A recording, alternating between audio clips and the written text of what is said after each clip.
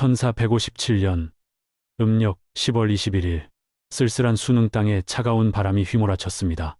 그 바람은 봄의 약속이 아닌 때 이른 겨울의 매서운 서리와 죽음의 냄새만을 실어 나르고 있었습니다. 수수한 감시받는 집안의 한 사내가 조용히 앉아 명상에 잠겨 있었습니다.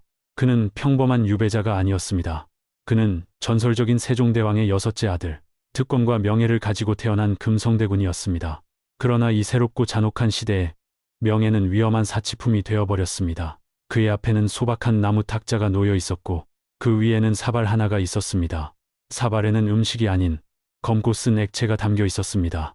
그것은 독약, 그의 친형이자 지금은 옥좌에 앉아 있는 왕, 세조가 내린 왕의 선물이었습니다.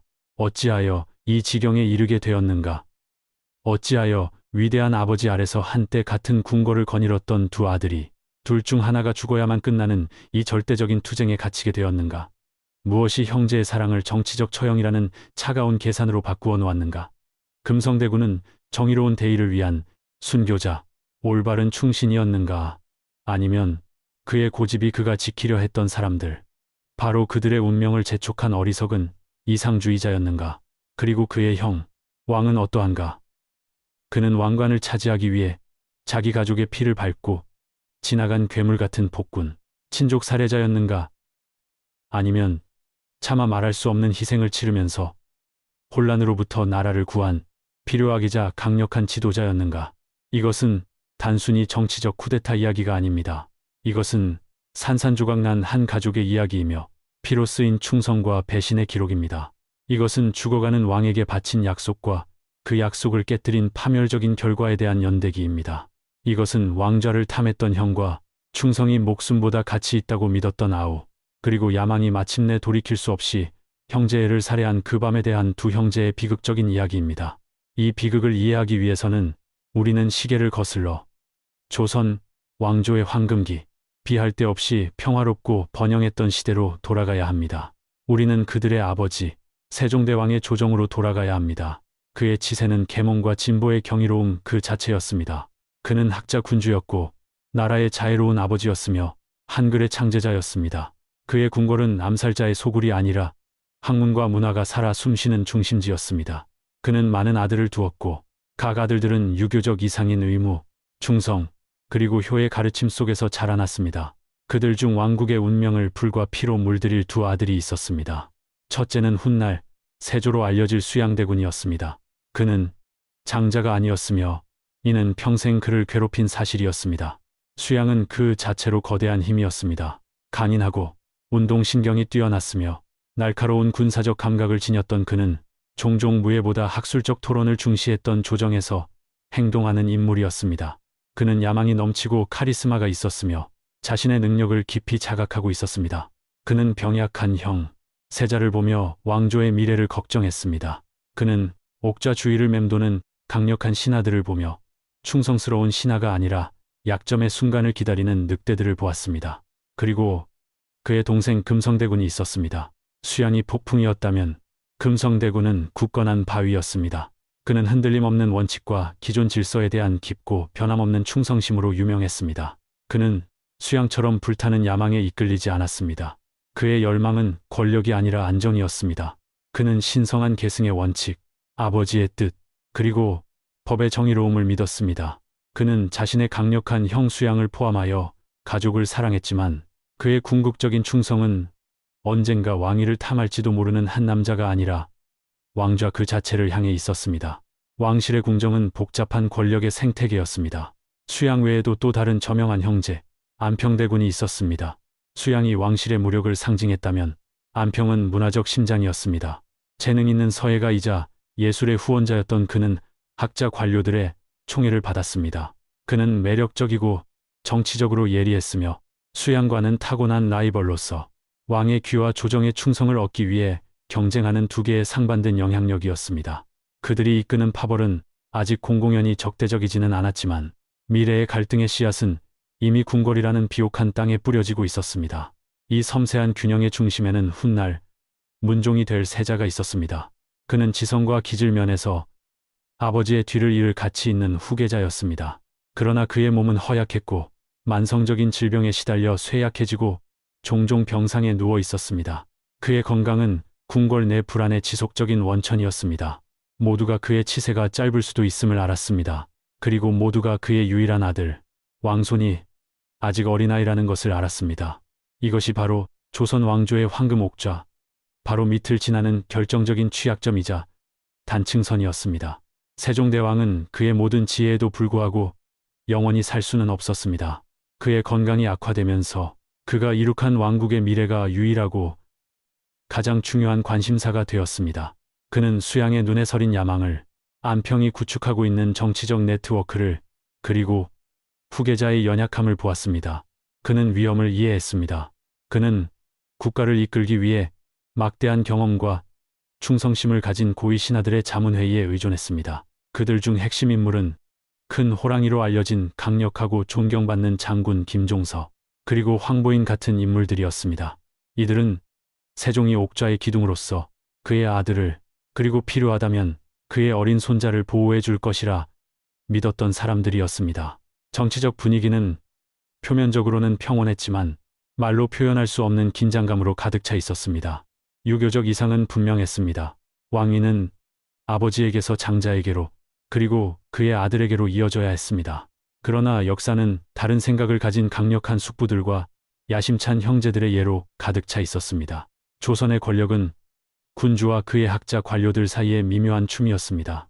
왕이 약하면 신하들이 강해졌습니다. 신하들이 너무 강해지면 카리스마 넘치는 왕자가 그들이 왕권을 찬탈하고 있다고 비난하며 지지를 규합할 수 있었습니다. 이것이 게임의 법칙이었고, 수양대군은 이 게임의 달인이었습니다. 금성대군은 이 모든 것을 약간의 거리를 두고 지켜보았습니다. 그는 존경받는 왕자였지만 그의 두 형과 같은 파벌의 지도자는 아니었습니다. 그의 역할은 정당한 혈통을 조용히 지지하는 것이었습니다. 그는 수양과 안평 사이의 경쟁을 건강한 경쟁이 아니라 가족과 왕국의 기반을 무너뜨릴 위험한 분열로 보았습니다. 그는 아버지가 세운 제도, 신하들의 충성심, 그리고 형제들이 조카를 보호해야 할 신성한 의무에 믿음을 두었습니다. 그것은 파멸적으로 잘못된 믿음이 될 것이었습니다. 1450년, 피할 수 없는 일이 일어났습니다. 위대한 세종대왕이 승하했습니다. 왕조의 빛이 희미해지는 듯했고 명백한 불확실성의 감각이 수도를 뒤덮었습니다. 그의 아들 문종이 계획대로 왕위에 올랐습니다. 그는 현명하고 유능한 통치자였지만 그의 만성 질환은 막중한 임무의 부담 아래 더욱 악화되었습니다. 그의 치세는 시간과의 필사적인 경주였습니다. 그는 자신의 어린 아들 이홍위의 미래를 확고히 하고 자신의 권력을 공고히 하기 위해 지칠 줄 모르고 일했습니다. 문종은 자신이 죽어가고 있음을 알았습니다. 그는 아들이 겨우 11살이라는 것을 알았습니다. 그리고 그는 궁궐이 어린 왕에게 위험한 곳임을 알았습니다. 그는 형제 수양에 거의 감추지 않는 야망과 형제 안평의 정치적 책략을 보았습니다. 그는 선택을 해야 했습니다. 누구를 믿고 자신의 아이를 맡길 수 있겠습니까? 운명적인 결정 속에서 그는 자신의 혈육이 아닌 아버지가 의지했던 대신들에게 신뢰를 보냈습니다. 임종의 자리에서 문종은 김종서와 황보인을 비롯한 다른 신뢰하는 신하들을 소환했습니다. 그는 그들의 손을 잡고 남은 힘을 다해 아들을 보호해 줄 것을 맹세하게 했습니다. 그는 또한 그의 형제들을 불렀습니다. 그는 그들에게 왕위 계승의 정통성을 존중하고 그들이 자신을 섬겼던 것처럼 어린 조카를 섬길 것을 간청했습니다. 그것은 죽어가는 왕 앞에서 맹세한 신성한 서약이었습니다. 수양대군과 금성대군 모두 무릎을 꿇고 그 책임을 받아들였습니다. 1452년, 즉위한 지 불과 2년 만에 문종이 승하했습니다. 조선의 왕위는 이제 12살 소년에게 돌아갔고 그는 역사의 단종으로 알려지게 됩니다. 왕국은 숨을 죽였습니다. 섭정은 국무회의의 손에 넘어갔고 영의정 황보인과 좌의정 김종서가 권력의 고삐를 쥐었습니다. 대신들의 시대가 시작된 것입니다. 수양대군에게 이것은 견딜 수 없는 상황이었습니다. 그는 왕실에서 가장 유능하고 강력한 인물이었지만 한 무리의 신하들이 조카의 이름으로 통치하는 것을 옆에서 지켜봐야만 했습니다. 그의 눈에 신하들은 왕좌를 보호하는 것이 아니었습니다. 그들은 왕좌를 고립시키고 있었습니다. 그들은 교지를 내리고 인사를 통제하고 군사적 결정을 내리면서 종종 왕실의 숙부들을 완전히 배제했습니다. 그들은 특히 수양을 경계하며 그의 야망을 어린 왕에 대한 가장 큰 위협으로 보았습니다. 그들은 그의 영향력을 축소시키기 위해 적극적으로 움직였고 그에게서 국가와 군사에 대한 통제권을 빼앗았습니다. 이러한 소외는 공개적인 굴욕이었고 수양의 분노를 부채질했습니다. 그는 신하들의 행동이 왕실의 권위에 대한 직접적인 공격이라고 주장하기 시작했습니다. 그는 그들이 어린 왕을 꼭두각시로 삼아 자신들의 권력을 키우고 있으며 이대로 내버려 두면 그들이 군주제를 완전히 무력화시킬 것이라고 주장했습니다. 그는 신하들의 철권 통치에 불만을 품은 다른 사람들, 즉 한명회처럼 수양을 통해 위대함에 이를 길을 본 총명하지만 무자비한 전략가와 같은 동맹을 모으기 시작했습니다. 이제 조정은 돌이킬 수 없이 분열되었습니다. 한쪽에는 고명 대신들, 학자 관료 계급의 지지를 받으며 문종의 유지를 받들어야 한다고 믿는 안평대군과 금성대군 같은 왕자들이 있었습니다. 다른 한쪽에는 강력한 왕족 지도자가 관료들의 위원회가 아닌 권력을 쥐어야 한다고 믿는 군인, 불만 있는 학자, 그리고 야심찬 기회주의자들의 연합인 수양대군의 파벌이 점점 커지고 있었습니다. 금성대군은 형의 활동을 점증하는 두려움 속에서 지켜보았습니다. 그는 비밀회합, 무장사병의 모집, 궁궐복도를 울리는 음모의 속삭임을 보았습니다. 그는 수양을 설득하려 했고 죽어가는 형에게 한 맹세를 상기시키려 했습니다. 그러나 수양은 이성을 넘어섰습니다. 그는 자신의 정당성을 확신했습니다. 그는 야망이 아니라 왕조를 파멸해서 구해야 한다는 더 높은 의무감으로 행동하고 있다고 믿었습니다. 양날의 검과 같은 권력은 그 본성을 드러내기 시작했습니다. 수양에게 그것은 구원의 도구였지만 금성대군에게는 타락시키는 독이었습니다. 수도의 긴장감은 무거운 두려움과 의심의 망토처럼 물리적인 존재가 되었습니다. 수양의 책사 한 명에는 치밀했습니다. 그는 단순히 권력, 장악을 계획한 것이 아니라 말살을 계획했습니다. 그는 김종서를 맨 위에 둔 살생부를 작성했습니다. 그들은 성공하기 위해서는 단순히 권력을 잡는 것이 아니라 반대 세력을 완전하고 돌이킬 수 없게 제거해야 한다는 것을 알았습니다. 그들은 공격할 완벽한 순간을 기다렸습니다. 수양의 주된 왕실 라이벌이었던 안평대군은 위험을 감지했습니다. 그는 대신들에게 경고하고 그들의 입지를 강화하려 했지만 대신들은 자부심이 강했고 아마도 오만했을 것입니다. 큰 호랑이 김종서는 여진족 무리로부터 나라의 국경을 지켜낸 인물이었습니다. 그는 고작 왕자 한 명이 감히 왕의 수호자로 임명된 자신에게 손을 댈 것이라고는 믿지 않았습니다. 그것은 치명적인 오판이었습니다. 관련자들의 심리적 부담은 엄청났습니다. 이제 폭력의 길을 걷기로 한 수양은 자신의 행동을 세종대왕의 충성스러운 아들이라는 자아상과 화해시켜야 했습니다. 그는 아마도 잠 못 이루는 밤을 보내며 이 잔인하고 피비린내 나는 행위가 유일한 방법이라고 스스로를 납득시켰을 것입니다. 그의 야망은 이제 연료가 필요한 불이었고 그의 적들의 시체가 그 연료가 될 것이었습니다. 폭풍의 중심에 있는 소년, 단종은 자신의 삼촌들이 벌이는 치명적인 체스 게임에 조리되어 두렵고 혼란스러웠을 것입니다. 그리고 금성대군은 불가능한 입장에 처했습니다. 그의 충성심은 찢어졌습니다. 수양을 지지하는 것은 죽은 형의 마지막 소원을 배신하고 반역을 용인하는 것이었습니다. 그를 반대하는 것은 자신의 혈육에게 전쟁을 선포하는 것이었습니다. 그는 원칙의 길을 고명 대신들과 정당한 왕의 편에 서는 것을 선택했습니다. 그는 충성을 선택했습니다. 그는 이 선택이 자신을 유배지로 그리고 궁극적으로는 독이 담긴 사발로 이끌 줄은 꿈에도 몰랐습니다. 무대는 준비되었습니다. 배우들은 제자리에 섰습니다. 어둠 속에서 긴 칼이 날카롭게 갈리고 있었습니다. 1453년 음력 10월 10일의 밤은 조선 왕조의 역사에 남은 상처입니다. 그것은 왕국을 영원히 바꿔놓은 잔인하고 충격적인 폭력의 밤이었습니다. 공기는 차갑고 상쾌했으며 달은 구름 베일 뒤에 숨어 있었습니다. 수양대군은 지금이 자신의 순간임을 알았습니다. 한명회가 꼼꼼하게 만든 계획이 이제 실행에 옮겨졌습니다. 이날이 바로 계유정난의 밤이었습니다. 첫 번째 목표는 가장 위험한 인물, 김종서였습니다. 수양은 가장 신뢰하는 가신들로 이루어진 소규모 무리와 함께 긴급한 협의를 가장하여 대신의 집으로 말을 달렸습니다. 그는 왕실의 피를 이은 왕자였기에 어떤 경비병도 감히 그의 입장을 막지 못했습니다. 만남은 긴장감이 흘렀습니다. 수양은 늙은 장군의 주의를 분산시키기 위해 조작된 편지를 내밀었습니다. 김종서가 촛불빛에 그것을 읽기 위해 몸을 숙였을 때 수양은 신호를 보냈습니다. 한 무사가 그림자 속에서 나와 거대한 철퇴로 대신을 내리쳤습니다.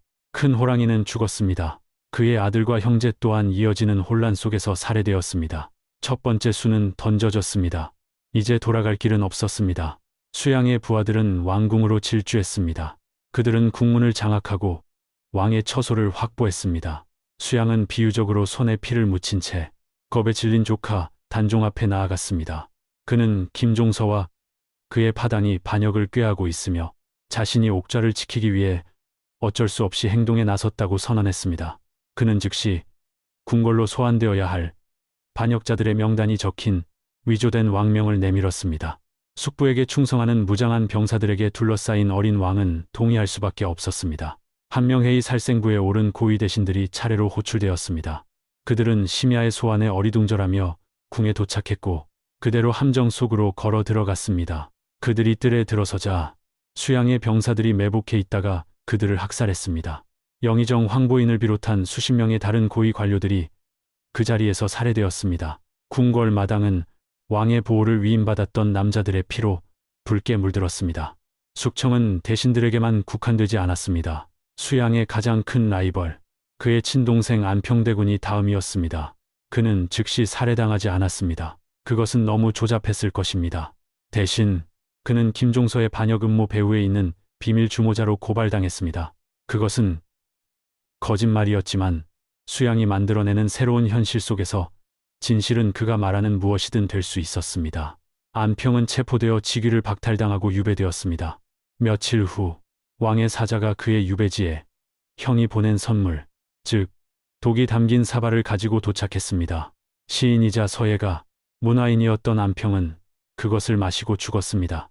쿠데타는 무서울 정도로 성공적이었습니다. 하룻밤 사이에 정부의 전체 지도부가 참수되었습니다. 소년 왕에게 충성했던 파벌은 산산조각 났습니다. 몇 시간 전만 해도 냉대받던 왕자였던 수양은 이제 왕국의 절대적인 주인이 되었습니다. 그는 군대, 조정, 그리고 왕 자신을 통제했습니다. 정부는 공포로 마비되었습니다. 아무도 감히 그에게 맞서 말하지 못했습니다. 금성대군에게 쿠데타 소식은 대재앙이었습니다. 세상이 뒤집혔습니다. 그의 형 수양은 살인자였습니다. 그의 다른 형 안평은 죽었습니다. 그가 신뢰했던 대신들, 문종이 임명한 수호자들은 모두 사라졌습니다. 그가 섬겼던 정부는 피로 얼룩진 폐허가 되었습니다. 그리고 그의 어린 조카, 정당한 왕은 이제 자신의 보호자들을 학살한 남자가 조종하는 꼭두각시가 되어 자신의 궁궐에 갇힌 포로가 되었습니다. 쿠데타 직후는 공포 정치의 시대였습니다. 수양은 자신의 권력을 공고히 하기 위해 신속하게 움직였습니다. 그는 공모자들을 나라의 최고 직위로 승진시켰습니다. 한명회는 미미한 관리에서 새 정부의 핵심 인물로 올라섰습니다. 수양은 자신이 장악한 권력을 공식화하며 스스로 영의정과 군사 지휘권을 차지했습니다. 그는 옛 정권에 동정심을 품었다고 조금이라도 의심되는 사람은 누구든 숙청하며 철권 통치를 했습니다. 궁궐에는 공포에 무겁고 숨막히는 침묵이 내려앉았습니다. 모든 것이 변했습니다. 2년 동안 수양은 왕의 배후에서 실권자로 군림했습니다. 그는 무자비하기는 했지만 유능한 행정가임을 증명하며 국정을 능숙하게 처리했습니다. 그러나 이 상황은 지속 불가능했습니다. 모든 권력을 쥔 채 조카를 섬기는 척하는 거짓은 오래갈 수 없었습니다. 단종은 점점 자라고 있었습니다. 곧 그는 성인이 될 것이고 그가 살아있는 한 그는 정당성의 상징으로 감히 수양에게 반대하는 모든 이들의 잠재적인 구심점으로 남을 것이었습니다. 마지막 단계가 이루어져야 했습니다. 1455년 수양의 동맹자들은 그에게 옥좌에 오르라고 청원하기 시작했습니다. 그들은 왕국에 강력하고 성인인 군주가 필요하며 단종은 너무 어리고 경험이 부족하여 통치할 수 없다고 주장했습니다. 그것은 정치극이었고 모두가 그 사실을 알았습니다. 어린 단종이 받는 압박은 엄청났습니다. 마침내 부서지고 힘을 잃은 15살의 왕은 자신의 숙부에게 자발적으로 양위했습니다. 수양대군이 옥좌에 올랐습니다. 그는 이제 세조였습니다. 단종은 상왕의 칭호를 받고 외딴 궁궐로 편안한 유배를 떠났습니다. 그는 당분간 안전했습니다. 세조는 아마도 죄책감이나 가족의 잔재를 느꼈는지 그를 살려두었습니다. 그러나 쿠데타의 망령은 쉬지 않았습니다. 그가 흘린 피는 복수를 부르짖었고 조선에는 여전히 목숨보다 충성을 중시하는 사람들이 있었습니다. 이것이 우리를 사육신으로 이끕니다. 성삼문과 박팽년 같은 인물들이 이끄는 이 학자 및 관리 집단은 세종대왕의 조정에서 봉직했으며 그의 정통 혈통에 깊이 충성했습니다. 그들은 세조의 찬탈을 받아들일 수 없었습니다. 그들은 그를 폭군이자 친족 살해자로 여겼습니다. 1456년 그들은 명나라 사신을 위한 연회 중에 세조를 암살하고 단종을 복위시키려는 필사적인 계획을 세웠습니다. 그것은 고귀했지만 실패할 운명인 노력이었습니다. 음모는 내부에서 배신당했습니다. 세조는 계획을 알게 되었고 그의 반응은 신속하고 무자비했습니다. 공모자들이 체포되었습니다. 세조는 그들을 직접 신문했다고 전해집니다. 그는 자신이 자기 편으로 만들려 했던 이 사람들이 자신을 배신했다는 사실에 격분했습니다. 성삼문은 고문을 당하면서도 세조를 전하라 부르기를 거부하고 오직 왕자에게 합당한 칭호인 나으리라고만 불렀다는 일화로 유명합니다. 고문은 끔찍했습니다. 그들의 팔다리는 뒤틀리고 부러졌습니다. 살은 뜨거운 쇠로 찢어졌습니다. 그러나 그들은 굴복하지 않았습니다. 그들은 다른 사람들을 연루시키기를 거부했고 단종에 대한 변함없는 충성을 고백하며 죽음을 맞이했습니다. 그들은 갓난아기까지 포함한 모든 가문과 함께 가장 잔인한 방식으로 처형되었습니다. 그들의 이야기는 훗날 한국 역사에서 부패하지 않는 충성에 빛나는 예로서 전설이 되었습니다. 이 모든 일 속에서 금성대군은 어디에 있었습니까? 그는 형의 왕위 찬탈에 경악했으나 이를 막을 힘이 없었습니다. 사육신의 단종 복위 운동이 발각되었을 때 그 역시 불가피하게 연루되었습니다. 그가 직접 가담했다는 구체적인 증거는 없었으나 단종을 향한 그의 충심은 이미 모두가 아는 사실이었습니다. 그는 왕실의 존친이자 세종의 아들이었으며 단종에게 충성하는 인물이었기에 조정에 두기에는 너무도 위험했습니다. 세조는 그러나 차마 또 다른 형제를 처형하지는 못했습니다. 그는 금성대군의 왕실 지위를 박탈하고 머나먼 순천 땅으로 유배를 보냈습니다. 이는 그를 정치 무대에서 완전히 제거하려는 의도였습니다. 하지만 세조는 동생의 결의를 과소평가했습니다. 금성대군에게 이것은 끝이 아니었습니다. 유배의 외로움 속에서 그의 충성심은 식지 않고 오히려 더욱 굳건해졌습니다. 그는 유배지인 순천에서 단념하지 않고 상왕이 된 조카 단종을 다시 왕위에 올리기 위한 계획을 비밀리에 세우기 시작했습니다. 이 사육신 사건과 연이은 단종 복위 시도는 그들이 구하려 했던 바로 그 젊은 왕의 운명을 결정짓는 비극적 결과를 초래했습니다. 단종이 살아있는 한 그는 세조에게 계속적인 위협이었습니다. 세조의 조언자들은 끊임없이 그를 압박했습니다. 상황이 살아있는 한 반란의 구심점은 사라지지 않을 것입니다. 옥좌의 안정을 위해 그를 제거해야 합니다. 이 위태로운 시점에 경상도 땅에서 금성대군이 지방 관리들과 군대를 규합하여 반란을 준비하고 있다는 소식이 수도에 전해졌습니다. 그는 조카의 복위를 위한 마지막 절박한 도박을 벌이고 있었습니다. 하지만 세조의 감시망은 전국 곳곳에 뻗어 있었습니다. 음모는 발각되었고 왕의 군대가 즉시 파견되었습니다. 금성대군에 미처 시작도 못한 반란은 진압되었습니다. 세조에게 이것은 마지막 배신이었습니다. 그는 한번 형제의 목숨을 살려 유배를 보냈지만 형제는 역모로 그 자비에 보답했습니다. 세종대왕의 아들로서 함께했던 어린 시절의 기억, 그 모든 형제에는 이제 끊어졌습니다. 금성대군은 더 이상 형제가 아니었습니다. 그는 자신의 통치에 대한 마지막이자 가장 개인적인 위협, 즉 반역자였습니다. 더 이상의 자비는 없었습니다. 더 이상의 유배도 없었습니다. 오직 끝만이 있을 뿐이었습니다. 이로써 젊은 단종의 운명도 결정되었습니다. 금성대군의 반란 기도는 단종을 살려둘 수 없다는 세조의 결심을 굳히게 만들었습니다. 세조는 마침내 마지막에 끔찍한 명령을 내렸습니다. 왕의 밀사가 한양의 궁궐을 떠나 두 곳으로 향했습니다. 한 명은 순천의 금성대군에게, 다른 한 명은 단종이 유배된 영월로 향했습니다. 조카를 폐위시킨 왕은 이제 자신의 형제와 조카 모두에게 죽음을 명했습니다. 그가 피로 얻은 왕좌는 이제 스스로 만든 망령들로 완벽하게 둘러싸이게 되었습니다. 독이 전달되었습니다. 비극의 마지막 장이 시작된 것입니다. 그리하여 우리는 피바다 뒤에 남은 오싹한 침묵과 마주하게 됩니다. 왕좌는 확보되었고 가족은 파괴되었습니다. 이 잔혹한 사가에서 우리는 무엇을 배울 수 있습니까? 우리는 이 중심에 섰던 인물들을 어떻게 판단해야 합니까? 세조는 괴물 같은 폭군이었습니까? 아니면 필요한 정치적 현실주의자였습니까? 순전히 실용적인 관점에서 볼 때 그의 행동은 끔찍했지만 무자비한 통치술의 한 형태로 해석될 수 있습니다. 어린 단종 치하의 조선 군주제는 부인할 수 없이 취약했습니다. 신하들의 회의는 충성스러웠을지 모르나 그들 자신의 손에 막대한 권력을 집중시켰고 잠재적으로 여러 세대에 걸쳐 왕좌를 약화시킬 수 있는 새로운 형태의 귀족 정치를 만들어낼 수 있었습니다. 세조는 이 약점을 보았고 강력하고 결단력 있으며 성인인 군주만이 그토록 위험한 바다를 헤쳐나갈 수 있다고 믿었습니다. 초기의 숙청 이후 그의 치세는 여러 면에서 효과적이었습니다. 그는 중앙정부를 강화하고 군사제도를 개혁했으며 중요한 법률 및 역사서 편찬을 명하고 아버지의 유산을 이어 과학과 학문을 후원했습니다. 그는 유능한 행정가이자 강력한 지도자였습니다. 일부 역사가들은 그의 쿠데타, 즉 개유정난이 더 길고 지루한 내전을 막고 왕조가 파벌주의로 붕괴하는 것을 막은 필요악, 즉 외과적 타격이었다고 주장합니다. 이러한 관점에서 볼 때 그의 친족들의 죽음은 국가의 더 큰 이익을 위한 비극적이지만 필요한 희생이었습니다. 그러나 이 해석은 우리가 그 피를 정화하도록 요구합니다.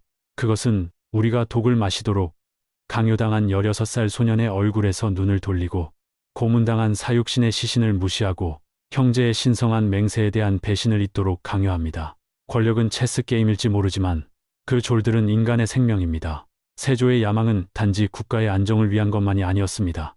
그것은 왕좌 그 자체를 위한 것이었습니다. 그는 기회를 보았고 그것을 잡았으며 자신의 개인적인 욕망을 의무와 국가 안보라는 언어로 포장했습니다. 그는 자신이 해결하고 있다고 주장하는 바로 그 위기를 스스로 만들어냈고 충성스러운 신하들을 제거할 명분을 갖기 위해 그들을 반역자로 몰아붙였습니다. 이제 금성대군을 생각해 봅시다. 그는 종종 불굴의 충성심의 상징, 불명예보다 죽음을 택한 인물로 미화됩니다. 찬탈자인 형에게 굴복하기를 거부하고 정당한 왕을 복위시키려 했던 그의 끊임없는 시도는 유교적 미덕의 정점으로 여겨집니다. 그는 원칙을 위해 싸운 비극적 영웅, 무력으로 지배되는 세상에 맞선 인물을 상징합니다. 그는 정당한 질서, 돌아가신 아버지와 형의 뜻을 위해 싸웠습니다. 이런 관점에서 볼 때 그의 저항은 반역이 아니라 폭군에 대한 의로운 투쟁이었습니다. 그러나 또 다른, 더 가혹한 해석도 가능합니다. 금성대군의 충성이 과연 생산적이었습니까? 그와 사육신의 음모는 세조가 단종을 제거하는 마지막, 치명적인 결정을 내리도록 직접적으로 이끌었습니다. 단종이 조용한 유배지에서 폐위된 왕으로 남아 있었다면 그는 여생을 살도록 허락받았을지도 모릅니다. 그러나 일단 그가 반란의 기치가 되자 그는 세조가 반드시 제거해야 한다고 느끼는 실존적 위협이 되었습니다. 금성대군의 이상주의, 새로운 현실을 받아들이기를 거부한 그의 태도가 의도치 않게 조카의 운명을 재촉한 것은 아닐까요? 그의 마지막 저항은 고귀한 최후의 항전이었습니까? 아니면 자신과 추종자들의 죽음 외에는 아무것도 성취하지 못한 헛된 몸짓이었습니까? 그는 이미 김종서가 쓰러진 밤에 사라져버린 세상을 위해, 이미 패배한 대의를 위해 싸우고 있었습니다. 이 두 형제의 이야기는 수많은 다른 역사적 비극과 공명합니다. 그것은 왕실 무대에서 벌어진 카인과 아벨의 이야기입니다. 그것은 자신의 왕관을 확보하기 위해 답 속의 왕자들, 즉 자신의 조카들을 살해한 것으로 알려진 영국의 리처드 3세의 이야기를 떠올리게 합니다. 그것은 오스만 제국과 무굴 제국을 괴롭혔던 형제 사례의 갈등, 즉 왕위에 대한 도전을 없애기 위해 왕자들이 즉위한 형제들에 의해 일상적으로 처형되었던 역사를 반영합니다. 이 이야기가 드러내는 것은 절대 권력의 본질에 대한 시대를 초월한 끔찍한 진실입니다. 권력은 단순히 부패하는 것이 아니라 고립시킵니다. 세조는 경쟁자들을 제거하면서 동시에 가족도 제거했습니다. 그는 아첨꾼들과 공모자들에게 둘러싸여 왕좌에 앉았지만 처절하게 혼자였습니다. 그는 악몽에 시달렸고 말년에는 고통스러운 피부병으로 고생했는데 많은 사람들은 이것이 그의 죄에 대한 신의 형벌이라고 속삭였습니다. 그는 세상을 얻었지만 영혼을 잃었고 자신이 죽인 망령들로부터 결코 벗어날 수 없었습니다. 그의 승리는 심오하고 개인적인 비극이었습니다. 결국 이것은 진정한 승자는 없고 단지 다양한 정도의 비극만이 존재하는 이야기입니다. 단종은 결코 원하지 않았던 왕관의 무게에 짓눌린 무고한 희생자였습니다. 금성대군은 충성을 위해 모든 것을 바친 비극적 영웅이었습니다. 그리고 세조는 엄청난 재능과 능력을 지녔음에도 불구하고 그의 유산이 업적이 아니라 손에 묻은 피로 영원히 기억될 비극적 악인이었습니다. 그는 왕좌의 게임에서 승리했지만 찬탈자이자 친족 살해자로 기억될 운명이었습니다. 금성대군과 세조의 이야기는 인간의 마음을 비추는 어두운 거울이며 그렇게 강해 보였던 사랑과 혈연의 유대가 야망이라는 산에 의해 얼마나 쉽게 녹아내릴 수 있는지 보여줍니다. 그것은 왕관이 단지 권력의 상징일 뿐만 아니라 종종 피와 눈물의 대가로 치러지는 무거운 짐이라는 잔인한 교훈입니다. 그것은 역사의 거대한 흐름이 궁극적으로는 두려움, 탐욕, 그리고 때로는 절박하고 비극적인 충성의 순간에 내려진 개인의 선택의 합임을 상기시키는 엄숙한 알림입니다. 그것은 우리에게 원칙의 대가와 야망의 비용에 대해 숙고하게 합니다. 그것은 우리에게 500여 년 전에 끝났지만 불안할 정도로 익숙하게 느껴지는 갈등의 메아리를 남깁니다. 그것은 옳은 것과 필요한 것 사이 우리의 공유된 인간의 유대와 고독하고 도치적인 권력, 추구 사이에 영원하고 이길 수 없는 전쟁입니다. 그리고 그것은 우리에게 한 형제가 다른 형제에게 주는 선물, 완전히 그리고 철저히 스스로를 파괴한 한 가족의 마지막, 쓰디쓴 성찬인 독이 담긴 사발에 잊히지 않는 이미지를 남깁니다.